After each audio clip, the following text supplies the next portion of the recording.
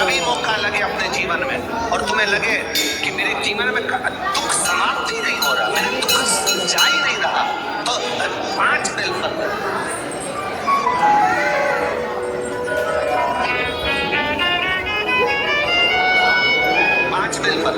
एक आप लोगों को इस पत्थर में शिवलिंग लगा हुआ है, तो हम आपको इसी से समझा देते। एक बेलपत्र जिसकी डंडी का भाग जल जहां से बहकर बाहर निकल रहा है, अशोक सुंदरी का स्थान देखा है ना सब लोगों ने, बस उसी स्थान पर पहली बेलपत्र। दूसरी बेलपत्र पार्वती जी के स्थान पर, अर्थात जो जलाधारी है वहां पर। तीसरी बेलपत्र शंकर भगवान के शिवलिंग के सम्मुख में जहां आप बैठे हो वहां बैठकर डंडी का भाग विपरीत दिशा में रखकर, तीसरा बेलपत्र। चौथा बेलपत्र भगवान शंकर का जल जहां से नीचे गिर रहा है उस ओर सीधी बेलपत्र नीचे की। और पांचवी बेलपत्र शंकर भगवान के अशोक सुंदरी के स्थान को छुआकर नंदी के पास रख कर, जो घड़े में जल है अर्थात मट्टी के पात्र में जो तुम जल लेकर गई हो, उस पात्र के जल से शंकर का अभिषेक कर देना, शिव को वो जल समर्पित कर देना। जिंदगी में कैसा भी दुख हो वो कटता ही है, वो दुख रह नहीं सकता, ये निश्चित है।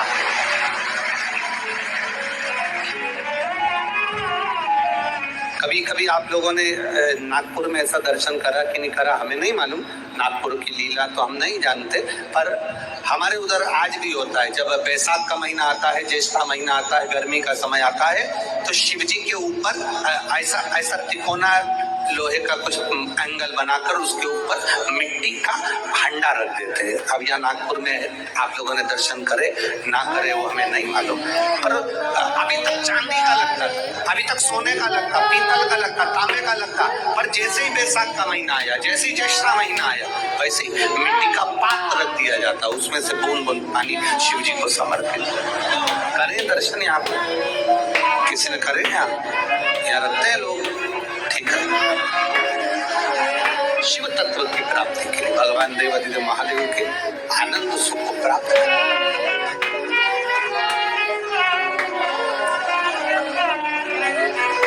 जल, अग्नि, आकाश, वायु, पृथ्वी,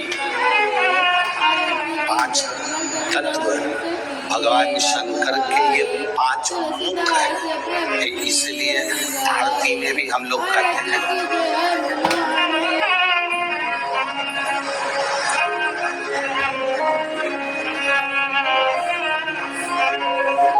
पंचानन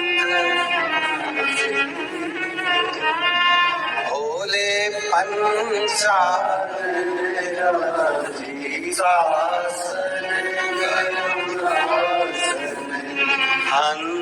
हंसासन वृषवाहन साजे, ओम जय शिवा दो भुज चार चतुर्भुज, दस भुज भोले दस भुज अब 5 मुख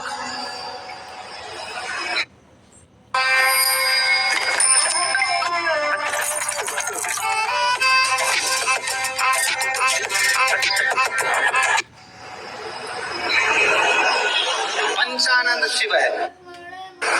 कभी मौका लगे अपने जीवन में और तुम्हें लगे कि मेरे जीवन में दुख समाप्त ही नहीं हो रहा, मेरे दुख जा ही नहीं रहा, तो 5 बेलपत्र,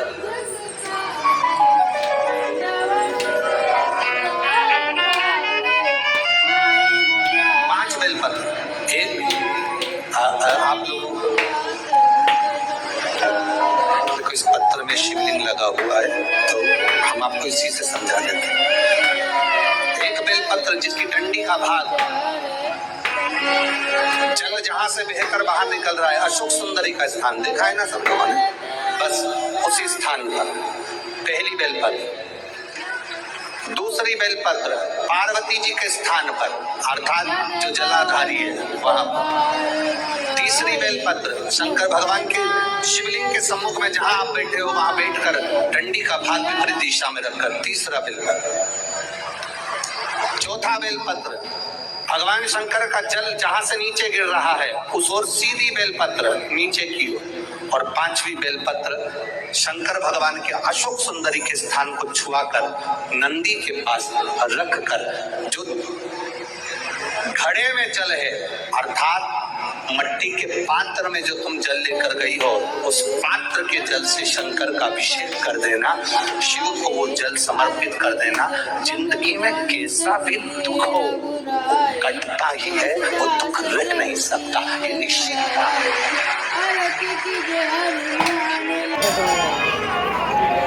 कभी कभी आप लोगों ने नागपुर में ऐसा दर्शन करा कि नहीं करा हमें नहीं मालूम, नागपुर की लीला तो हम नहीं जानते, पर हमारे उधर आज भी होता है। जब बैसाख का महीना आता है, ज्येष्ठा महीना आता है, गर्मी का समय आता है, तो शिव जी के ऊपर ऐसा तिकोना लोहे का कुछ एंगल बनाकर उसके ऊपर मिट्टी का हंडा रख देते हैं। अब यहाँ नागपुर में आप लोगों ने दर्शन करे ना करे वो हमें नहीं मालूम, पर अभी तक चांदी का लगता, अभी तक सोने का लगता, पीतल का लगता, तांबे का लगता, पर जैसे ही बैसाख का महीना आया, जैसे ही ज्येष्ठा महीना आया, वैसे ही मिट्टी का पात्र रख दिया जाता, उसमें से बूंद बूंद पानी शिव जी को समर्पित करें। दर्शन यहाँ किसी ने करे यहाँ रखते हैं लोग, ठीक है।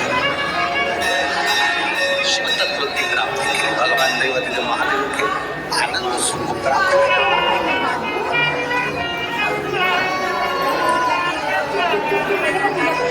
जल, अग्नि, आकाश, वायु, पृथ्वी, पांच तत्व भगवान शंकर के ये पांच मुख हैं, इसलिए आरती में भी हम लोग करते हैं।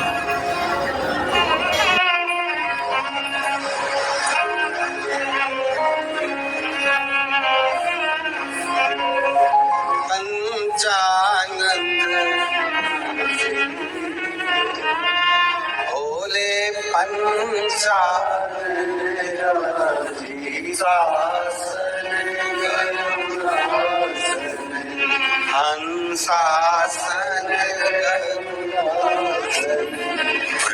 वृषवाहन साजे, ओम जय शिवा ओम